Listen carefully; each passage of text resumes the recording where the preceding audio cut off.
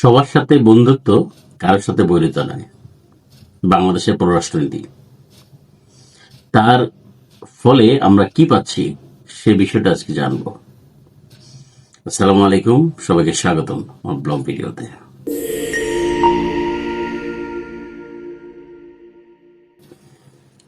বাংলাদেশ সেনাবাহিনী নিজেই জানে না যে তাদের আসলে শত্রুকে, কারণ তারা ব্যস্ত রয়েছে ফার্নিচার বানানোতে, গরুর ফার্মিং করাতে, তারপর মিষ্টি বানাতে। খুবই দুঃখজনক, একটা দেশের সেনাবাহিনী এই কাজগুলো করছে। এছাড়া আরো অনেক বিজনেস রয়েছে, রিয়েল এস্টেট রয়েছে, হোটেল রয়েছে। আমরা যদি একটু খোঁজার চেষ্টা করি, পুরো পৃথিবীতে বিজনেস করছে এমন সেনাবাহিনী পাওয়া খুবই দুষ্কর।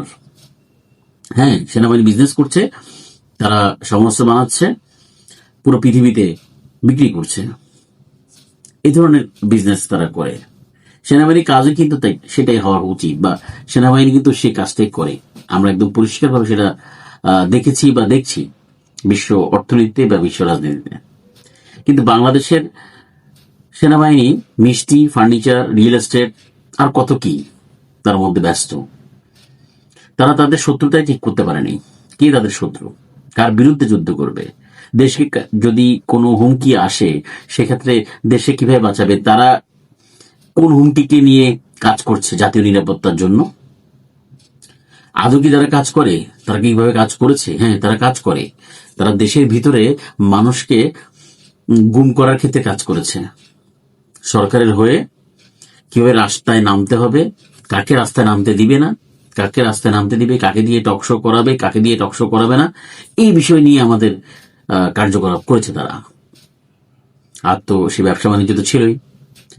তো এখন বাস্তবতা ভিন্ন।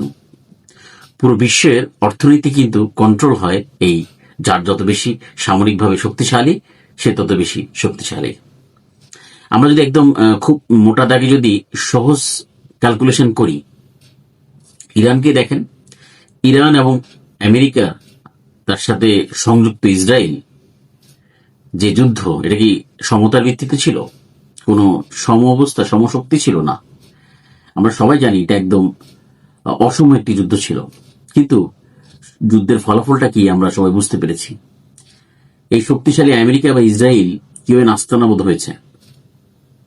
শুধুমাত্র তাদের কৌশল, সামরিকভাবে উজ্জীবিত হওয়ার কারণে 25 বছর তারা এই কর্মকাণ্ড চালিয়েছে নিজেদেরকে শক্তিশালী করার জন্য, আমেরিকার মতো একটি শক্তিকে নাকানি চুবানি খাওয়ানোর জন্য। সে জায়গায় আমাদের সেনাবাহিনী কি করছে? একদম মোটা দাগে যদি আমি 54 বছরের যে হলফনামা তুলে ধরার চেষ্টা করি, সে জায়গায় আমরা একটু ছোটভাবে 2025 সালকে যদি আমরা নিয়ে আসি। এই 25 সালের আগ পর্যন্ত বাংলাদেশে যতগুলো এয়ারক্রাফট কেনা হয়েছে বা যুদ্ধ বিমান কেনা হয়েছে বা সামরিক অস্ত্র কেনা হয়েছে, সেগুলো তার থেকে 50 বছর পুরনো কিছু কেনা হয়েছে। বা একসাথে এত কিছু চিন্তা ভাবনা কিন্তু করা হয়নি, এত অস্ত্র বা এত যুদ্ধ বিমান কেনা চিন্তা করা হয়নি, সেটা কিন্তু এবার করা হচ্ছে। 25 সালে ডক্টর ইউনূসের সময়ে যে চুক্তিগুলো হয়েছে, বিশেষ করে ইউরোফাইটার, J-10C এবং J-17 থান্ডার ব্লক 3, এই বিষয়গুলো কিন্তু মোটামুটি অনেক দূর এগিয়ে নিয়ে গেছে এবং বিমান বাহিনীর প্রধান এগুলো নিয়ে কিন্তু মোটামুটি বলা যায় যে পরিষ্কার মেসেজ দিয়েছে যে এগুলো অনেক দূর এগিয়ে গিয়েছে।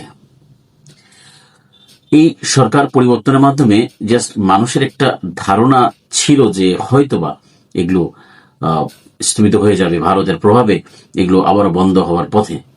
কিন্তু এবারের বিষয়টা পুরোপুরি ভিন্ন। একচ্ছত্রভাবে আপনি কোনো দেশের উপর নির্ভর করে ক্ষমতা থাকতে পারবেন সে সুযোগটাও কিন্তু নেই। এটা কিন্তু বর্তমান সরকারকে উপলব্ধি করিয়েছে। এত শক্তিশালী আওয়ামী লীগ সরকার 15-16 বছর যদি থেকে একদম 1 মাসের মাথায় তাদেরকে নামিয়ে ফেলা যায়, সে জায়গায় একদম টকবগে একদম টাটকা একটা সময় এত সহজে সে কাজটা কিন্তু তারা করতে পারবে না। আমাদের দেশে মিয়ানমার ড্রোন থেকে কিছু একটা ফেলে চলে যায়, ড্রোন আমাদের উপর দিয়ে চলে যায়, হেলিকপ্টার চলে যায়, আমরা কিছুই বলি না। কি নির্লজ্জতা আমাদের। ভারত কথায় কথায় হুমকি দেয়, সীমান্ততে 2 দিন পর পর মানুষ মারছে। সীমান্তে আপনারা দেখেন মানুষ কি মেরেছে আজকে 1-1.5 বছরে? কিন্তু এখন কেন মারছে? যে আপনি যখন চোখে চোখ রেখে কথা বলা শিখবেন, তখন ঠিকই আপনাকে ভয় পাবে, আপনার ব্যাপারে কিছু করার চিন্তা করবে। আপনি দেখতে পেয়েছেন 25 সালে কিভাবে বর্ডারে মানুষ এগিয়ে গিয়েছে। বাংলাদেশের মানুষের মনের যে আকাঙ্ক্ষা, যে স্বাধীনতা বা সার্বভৌমত্বের যে আকাঙ্ক্ষা, সেই আকাঙ্ক্ষাটা পরিষ্কার করেছে এবং বোঝানোর চেষ্টা করেছে, তোমরা এতদিন যা করেছো আমরা এখন রুখে দেব। তো এই সরকার যদি এটা বোঝার চেষ্টা না করে, তাহলে সরকারের জন্য একটু বুমেরাং হওয়ার সুযোগ রয়েছে। আমি আশা করি বাংলাদেশে আর কোনো অস্থির অবস্থা তৈরি হয়ে কোনো সরকারের পতন যেন না হয়। জনগণের পালস যেন বোঝে, যেন দ্রুত একটা সমাধান বাংলাদেশে আসতে পারে। বাংলাদেশ ভারতের সাথে আধিপত্য যে বিষয়গুলো, আমি একদম পরিষ্কার কথা বলি, এগুলোকে নিয়ে পচানোর চেষ্টা করা হয়। আমি একদম পরিষ্কার কথা বলি, ভারতের সাথে বাংলাদেশের বাণিজ্যিক সমস্ত অবস্থা থাকবে, যেটা থাকা জরুরি। বাণিজ্যিক থাকবে প্রত্যেকটা দেশের সাথে, নট অনলি বাংলাদেশ। প্রথমে আমি কি বলেছি, সবার সাথে বন্ধুত্ব, সবার কারোর সাথে বৈরতা নয়, এমন একটা স্ট্র্যাটেজি দিয়ে আমরা আগাচ্ছি। কিন্তু এটা এমন যেন না হয়, বন্ধুত্বটা আমার গোলামি যেন না হয়। তারা আমাকে গোলাম বলছে, তারা আমাকে বলছে যে আমি ক্ষুধার্ত, আমি তো আমার থেকে ওদেরকে আমার খেতে হয়, না হলে আমরা চলতে পারি না। এই ধরনের মানসিকতা কেন হবে? সিঙ্গাপুর কি প্রত্যেকটা জিনিস তারা ইম্পোর্ট করে না? তাহলে সিঙ্গাপুর কোথায় আছে? তাহলে এগুলো হচ্ছে যে ন্যারেটিভ ক্রিয়েট বা প্রপাগান্ডা, আর কিছুই নয়। তাই আমরা ব্যবসা করব, বাট নতজানু হব না। আমাদের যে আদায়গুলো করার, যে চুক্তিগুলো করার, যে আমাদের ন্যায্যতাগুলো করার, সেগুলো সবগুলো আমরা মুখে দিব। এখন প্রশ্ন হচ্ছে আমাদের, আমরা আসলে কি সেই কাজটা কি করতে পারবো? যে যুদ্ধ বিমানের কথা বলছি, যে যুদ্ধ বিমান কিনবো বা অস্ত্রশস্ত্র কিনবো, অ্যাকচুয়ালি কি আমরা সেটা করতে পারবো? বা তারেক রহমান কি সেটা করতে পারবে?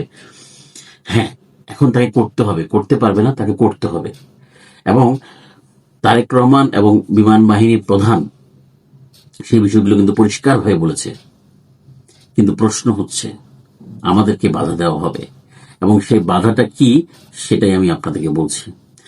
আপনারা 7 মে বিমান বাহিনীর প্রধানের নামে মাইলস্টোনের যে ঘটনা হয়েছে, সেটা নিয়ে মামলা হয়েছে। সেটা কখন বলা হয়েছে? ঠিক তার আগের দিন তিনি যখন বলেছে পরিষ্কারভাবে যে আমরা এই বিমান কেনার ক্ষেত্রে এগিয়ে গিয়েছি, তখনই এই মামলা। আরো কিছু আপনাদেরকে পিছনের দিকে যাই, জাস্ট 15 থেকে 20 দিন আগে বাংলাদেশে জঙ্গি হামলার যে সম্ভাবনা, সেটা আসলো কোথা থেকে? তেহরিকে তালেবান, এই কথাটা আসলো কোথা থেকে? বিমান বাহিনীর ভিতরে রর আনাগোনা ধরা পড়ল, এবং তেহরিকি তালেবানকে নাম দিয়ে এদেশে জঙ্গি ব্যবস্থাপনা বা জঙ্গি আক্রমণ চালানোর চেষ্টা। এই বিষয়গুলো হচ্ছে যে আমাদের জন্য চ্যালেঞ্জ। এই জিনিসগুলোই আমাদেরকে সামাল দিতে হবে, আদারওয়াইজ আমাদের জন্য ডিফিকাল্ট হবে। আমরা করতে যাব, ঠিক আমাদেরকে এভাবে বাধা দেওয়া হবে, যেভাবে এই বিমান বাহিনীর প্রধানকে বা মামলা করা, বা বিমান বাহিনীর ভিতরে তেহরিকি তালেবান নামে ভারতের র এজেন্ট হয়ে যাওয়া। এই তেহরিকি তালেবান পাকিস্তানকে অস্থির করার জন্য বেলুচিস্তানে তাদের কার্যক্রম বা তাদের প্রক্সি গ্রুপ হিসেবে সাজানো হয়েছে। ঠিক সেম ভাবে বাংলাদেশে তাই করার চেষ্টা করছে। আমরা বর্তমান বাংলাদেশের মানুষ ডিফারেন্ট একটা ভাইবে রয়েছে। সরকার যে আসুক, সেই নতজানু করার সুযোগ কিন্তু নেই, এটা পরিষ্কার। তার সহজ একটা বার্তা আপনারা দেখেন, তারেক রহমান কিন্তু বগুড়াতে একটি বিমান বাহিনীর জন্য স্পেশালি বলা যায় যে একটি ঘাঁটি করার জন্য বলা হচ্ছে, যদিও সেটা নীলফামারীর কথা ছিল, কিন্তু যেহেতু রাজনৈতিক বা তাদের একটা বিষয় আছে, সেই জায়গায় বগুড়ায় করতে হচ্ছে। হোয়াটএভার, আমার নীলফামারী হোক বা বগুড়া হোক, আমার জন্য এটা ইম্পর্টেন্ট হচ্ছে আমাদের জন্য সেই অঞ্চলটাকে রক্ষা করার জন্য আমরা যেটা চাচ্ছি সেটা করছি কিনা, সেটাই তারেক রহমানের অগ্রাধিকার ছিল।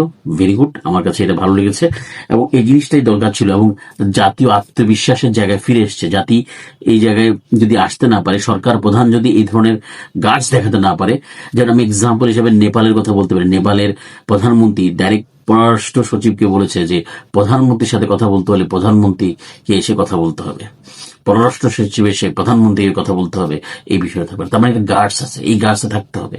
এবং তারেক জিয়া এই গার্ডস যদি দেখায় সত্যিকার অর্থে, আই ডোন্ট কেয়ার কে আমার দেশে শাসন করছে বা কে আমার দেশের প্রধান, বাট আমার দেশের প্রধান যদি দেশের বাইরে বা দেশের হয়ে কথা না বলে বা অন্য দেশের হয়ে কথা বলে, আমি তাকে টেনে হেসড়ে নামিয়ে ফেলবো। আমার দেশের প্রধান, আমি যে দলই করি, যাকেই পছন্দ করি, আমার দেশের প্রধান যদি আমার দেশের স্বার্থ নিয়ে কাজ করে, আমি তার পক্ষে থাকবো। এটাই হওয়া উচিত দেশের প্রতিটা মানুষের। কোন দল মত নির্বিশেষে সবাই মিলে এই জিনিসটা প্রধানমন্ত্রীকে সাপোর্ট দিব।